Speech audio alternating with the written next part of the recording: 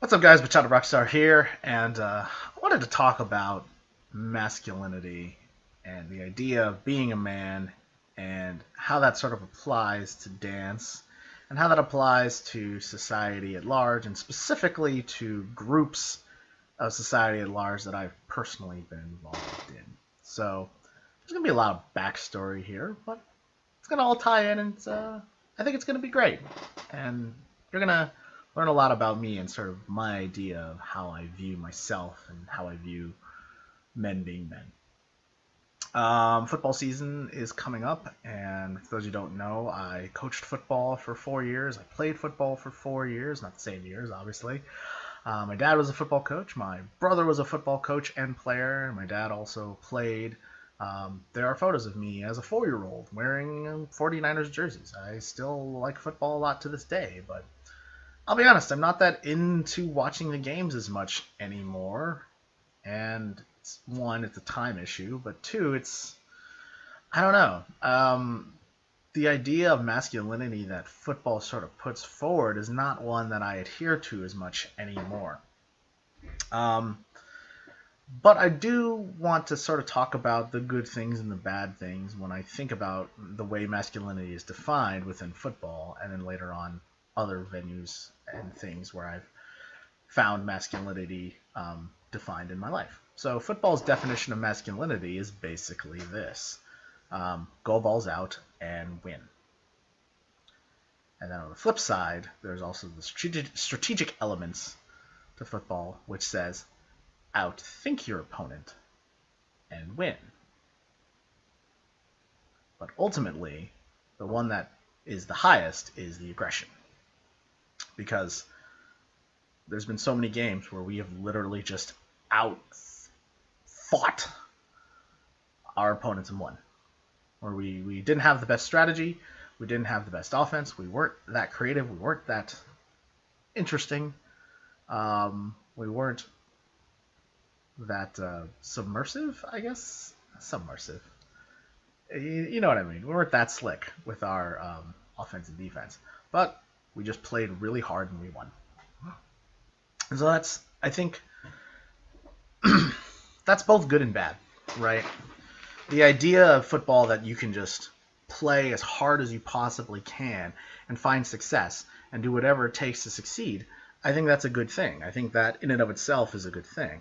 However, it creates a lot of ideas about how men should be that I think are detrimental to men, and hence create this idea coming up called toxic masculinity, which is basically ideas of masculinity that are ultimately detrimental to men, even though they're espoused as something that is natural and inherent to men.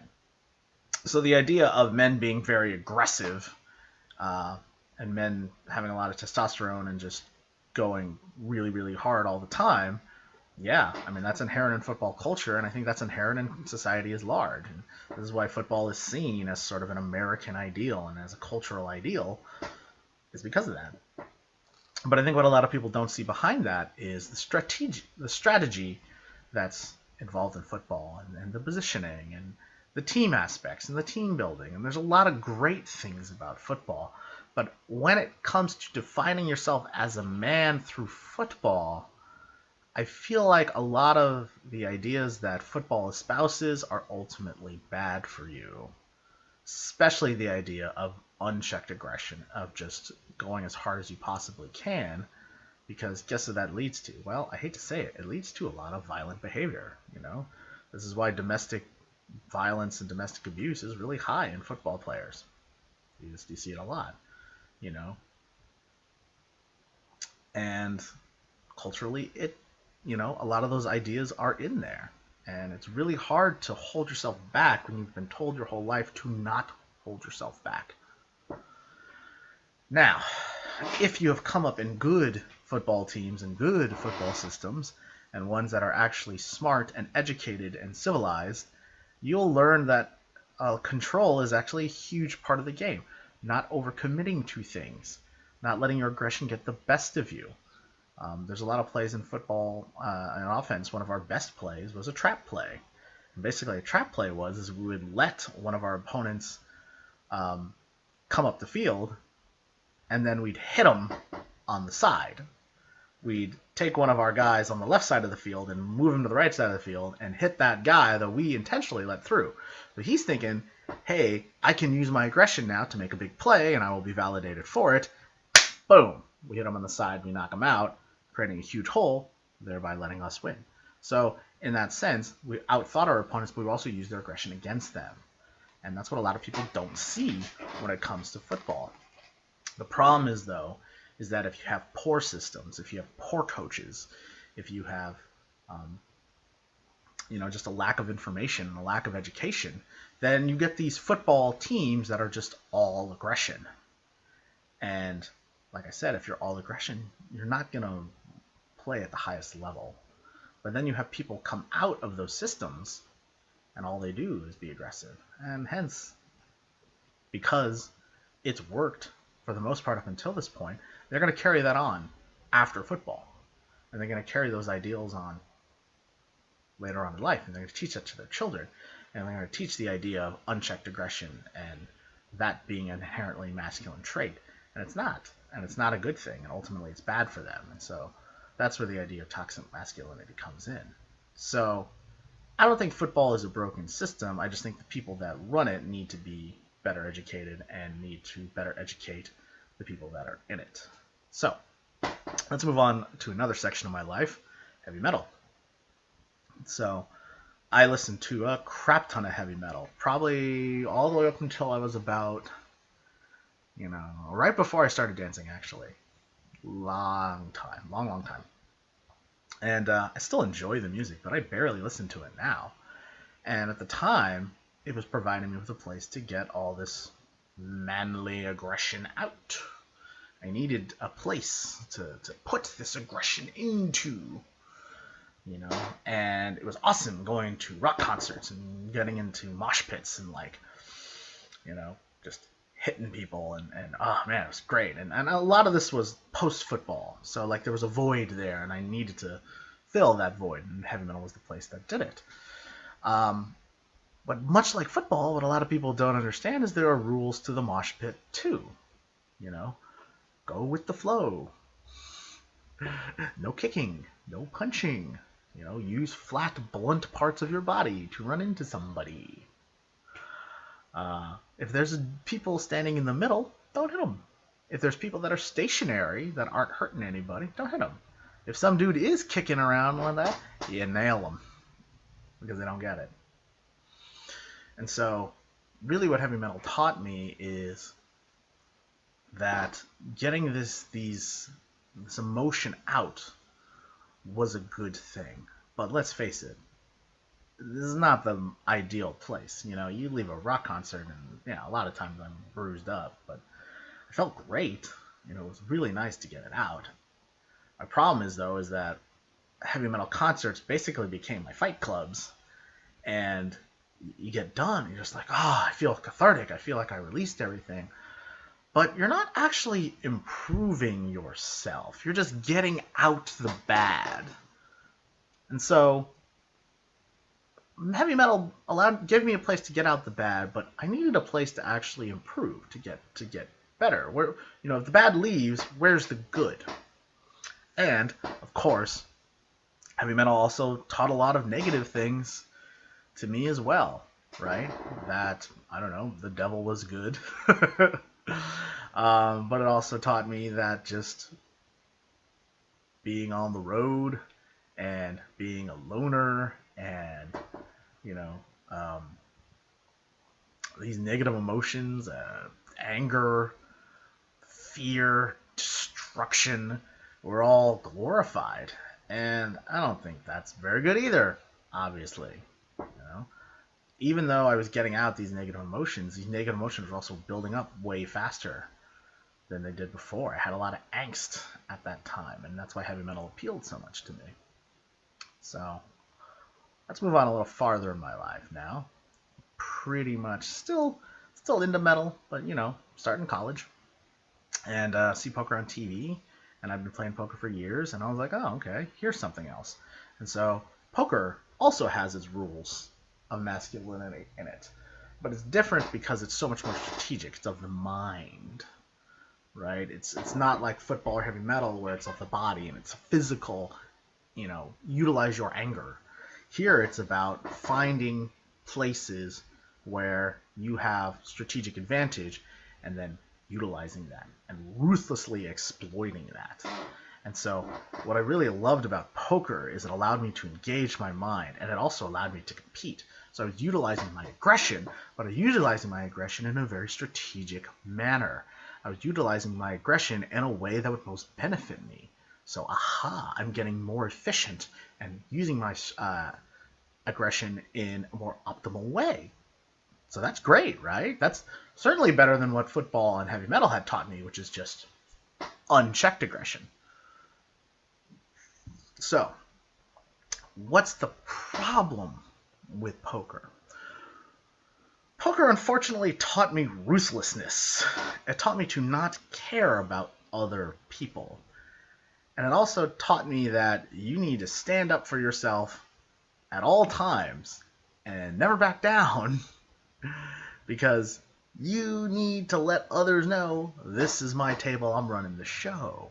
Because that was ultimately optimal strategy, especially when playing in tournaments. Now, obviously, there needs to be times where you do back down, but for the most part, it was about being aggressive. Go, go, go, go, go, go, go, go. Attack, attack, attack.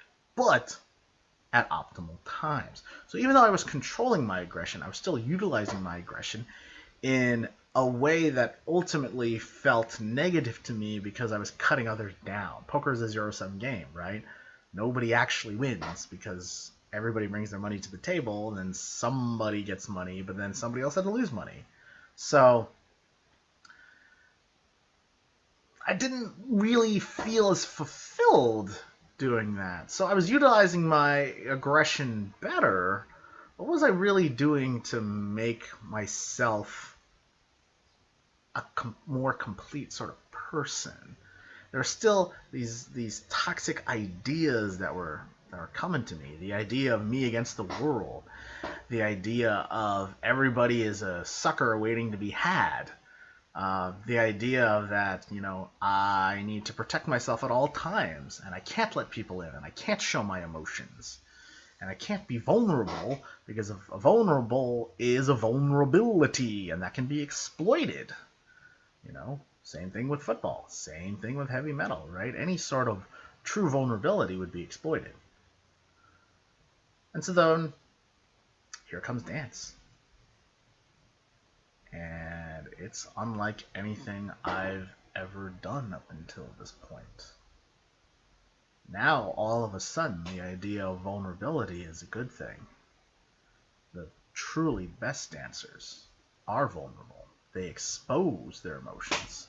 They put themselves onto the stage, which, in a weird way, at first seems like a place of strength because you are demonstrating yourself to the world. But it's actually a place of vulnerability. You're exposed out there. Everyone can see you. You can't hide. If you make a mistake, they see it. It's there. Football is a team game. If you make a mistake, a lot of times it doesn't show up. Or if it does, it only shows up from careful scrutiny. Heavy metal. Vulnerable? Can't be vulnerable. It's all about rah. It's all, big balls. Poker. You show vulnerability, you lose. You lose money. So this was the first time, the very first time, where the idea of being vulnerable, the idea of opening myself up, the idea of connecting, the idea of exposing one's deepest self was a good thing, was actually a way to succeed in this venue. I'd never had that before. And I realized that dance is actually the best place to truly understand one's own masculinity. And I say one's own masculinity because that's what dance actually taught me. Instead of defining my masculinity by these other groups and these other rules and these other structures, dance has allowed me to define my own masculinity for myself. So literally this morning, or last night, me and Frank had some very good dances, and they're beautiful. Straight up, people watched us and they're enthralled by it. And they're just normal people. I would have never done that during my football days, during my heavy metal days, and even during my poker days. Would have never done it. Would have thought it was gay. Would have thought it made me less of a man. I don't even bat an eye anymore. I think it's fun. Frank's a good lead and follow, so that helps. I like to think I'm a pretty good lead and pretty good follow. But the idea of just following, even in dance, when I, 1, 2, maybe even 3 years into dance itself, I might have scoffed at the idea of following. Now I think it's great. I think it enhances you as a dancer. It makes you better. And why is that? Well, because we connect. It's because we're opening ourselves up to the other side. Because up until this point, all I've had, this is what I've been told is masculine. And not only that, I've been told that the opposite of that, the feminine, is weak, is bad, is detrimental to you as a man. And dance has helped me realize being in touch with your feminine side not only is beautiful, but makes you a better person. It makes you tolerant. It makes you empathetic. It makes you look and realize that the plight of others is something worth acknowledging. Just acknowledging the plight of others, the feelings of others. My God. I mean, in football, in metal, and in poker, the feelings of others were irrelevant. Not only irrelevant, something to be looked down upon and to be crushed. With dance, I don't feel that. With dance, the feelings of your partners are actually more important than yours. That's incredible to me. And not once have I thought dancing with a dude was gay. Not once have I said, I'm less of a man for doing this. I don't feel uncomfortable at all. I do body rolls with any dude. I don't care. And you're seeing that more and more and more in dance today. You're seeing full ladies teams and ladies leading ladies and guys leading guys and men following a woman's lead. I think that's fantastic. And up until this point, it's really the only place that I've found in society where these very strict gender roles and these very, toxic ideas of masculinity, they aren't there. Or at least they're certainly not as present. And I think that dance is going to be the way that we actually truly break down these ideas of what it means to be a man and just start defining it for ourselves. Basically, you just want to feel good about yourself. And you want to feel good about others. And you want to feel like you belong. And you want to feel like you're doing something right. Well, guess what? All of those things are self-defined. I didn't know that until I started dancing. I didn't get it until now. And that's amazing.